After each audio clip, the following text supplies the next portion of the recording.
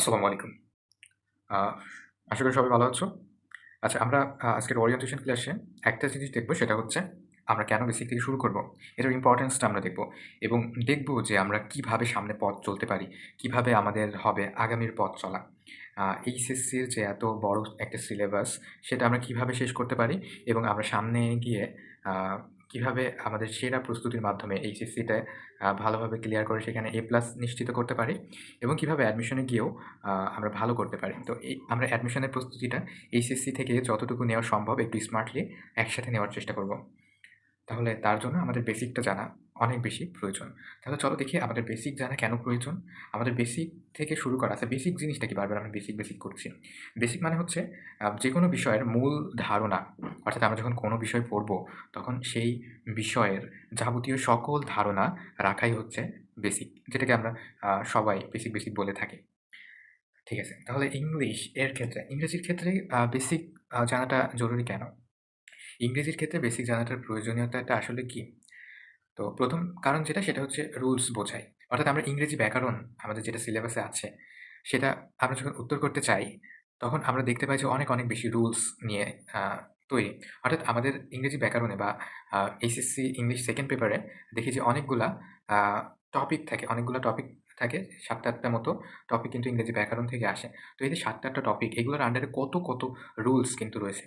তো ওই রুলসগুলা বোঝার জন্য আমাদের বেসিক ইংলিশ গ্রামারের প্রয়োজনীয়তা অনেক বেশি। চলো কিভাবে একটা উদাহরণ দিয়ে দেখি। আমরা একটা কমন রুল আমরা সবাই জানি সেটা হচ্ছে প্রেজেন্ট ইনডিফিনিট টেন্সের ক্ষেত্রে আ যখন subject third person singular number হয় অর্থাৎ হি, শি, ইট বা কোনো কিছুর নাম, কারোর নাম যখন হয় তখন আ ভার্বের সাথে এস বা ইএস যুক্ত হয়। এই একটা ইংলিশ গ্রামারের একটা রুলস। এই যে রুলসটা আমি বললাম, আসলে এই রুলসটা আ অনেকের কাছেই অপরিচিত মনে হবে। কাদের কাছে অপরিচিত মনে হবে?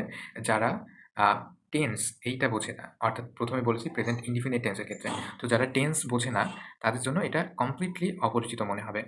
তারপর যারা পারসন বোঝে না, তাদের জন্য এটা কমপ্লিটলি অপরিচিত মনে হবে। কারণ আমি বলেছি সাবজেক্ট যখন থার্ড পারসন হয় এবং সিঙ্গুলার নাম্বার হয়। অর্থাৎ এখানে নাম্বার, তারপর পারসন, তারপর টেন্স এবং সেন্টেন্সের গঠন অর্থাৎ সাবজেক্ট আ এই গঠনের অংশ অর্থাৎ এই যে কতগুলা অংশ একটা রুলসের ভেতরে চলে আসছে। তোমরা দেখবা রুলস নিয়ে যখন ঘাটাঘাটি করবা তখন এরকম অনেক টার্মস কিন্তু সেখানে আসবে। তো এই যে টার্মসগুলা এগুলাই হচ্ছে বেসিক। এগুলা জানাই হচ্ছে বেসিক। তো এগুলা থেকে শুরু আমরা যদি করি তাহলে আমরা যেকোনো রুলস কিন্তু সহজে বুঝতে পারবো, সহজে আয়ত্ত করতে পারবো। ইংরেজি সহজে বোঝার জন্য। অর্থাৎ আমরা যখন ইংরেজি পড়ি কিংবা ইংরেজি লিখতে যাই, তখন আমাদের গ্রামারটা মেইনটেইন করে লেখার দরকার হয় এবং গ্রামারের এই বেসিকটা যখন আমাদের ভেতরে থাকে, তখন আমরা সেটাকে সহজভাবে বুঝতে পারি যখন আমরা পড়ি এবং যখন আমরা লিখি, তখন আমরা সঠিকভাবে লিখতে পারি। আর আল্টিমেটলি আমাদের সকলের গোল কি এইচএসসিতে ভালো করার জন্য। আমরা সবাই চাই যে এইচএসসিতে ভালো করতে। এইচএসসিতে ভালো করার জন্য আমাদের ইংরেজি গ্রামারের বেসিক জানার কোনো বিকল্প নেই।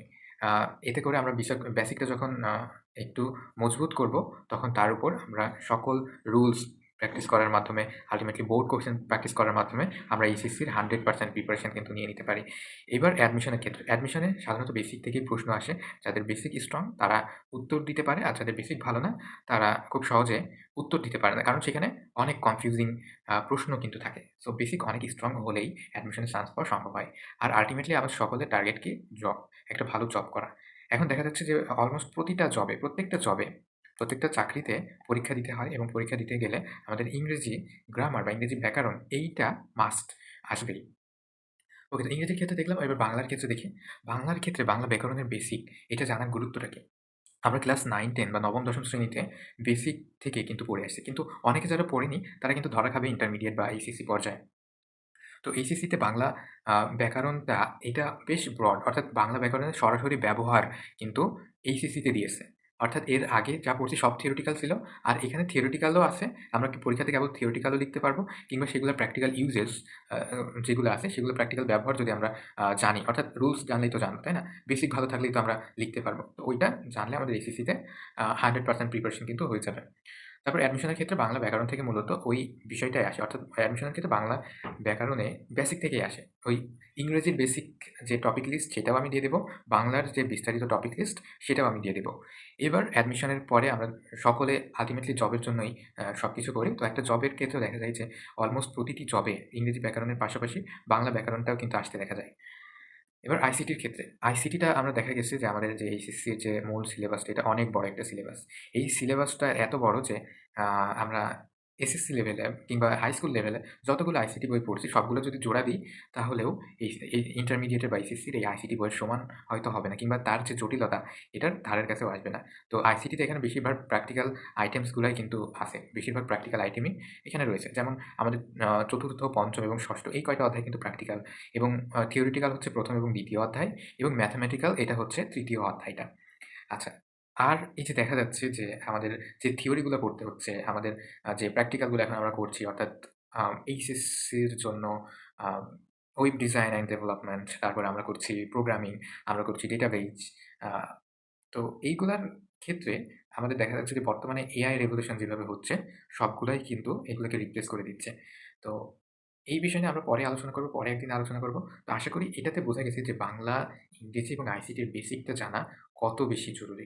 এর পরের ভিডিওতে আমি আ ইংরেজির যতগুলো বেসিক আছে, যে বেসিকগুলো আমরা জানবো এবং সেগুলো আমাদের এইচএসসি অ্যাডমিশন এবং জবে কিভাবে সাহায্য করবে সেটা নিয়েও আমরা আলোচনা করব। তার পরের ভিডিওতে থাকবে বাংলাতে আমরা কিভাবে এইচএসসিতে ভালো করব এর বেসিকটা যে কি সেটার একটা লিস্ট তোমাদেরকে প্রোভাইড করে দিব, এবং লিস্ট প্রোভাইড করার পর আমরা আ এইচএসসি এবং অ্যাডমিশন কিভাবে ভালো করা যায় সেটা নিয়ে আমরা পড়াশোনা করব। আর আইসিটির জন্য আমরা ১ম অধ্যায় থেকে শুরু করে রেকর্ডেড ক্লাস দেওয়া শুরু করব, এবং ৩য় অধ্যায় ম্যাথমেটিক্যাল টার্মসের জন্য কয়েকটা লাইভ ক্লাসের আয়োজন হবে, এবং কয়েকটা লাইভ ক্লাসের মাধ্যমে আমরা দেখব যে আমাদের কোথায় কার কোথায় সমস্যা সেগুলো তোমরা আমাকে জানাবে, এবং আমি সেগুলোর উত্তর সবার দিব ইনশাল্লাহ। তো ভালো থেকো সবাই। আ সামনের ভিডিও পাওয়ার জন্য অবশ্যই একটু সাবস্ক্রাইব করে এবং ফলো করে রাখো।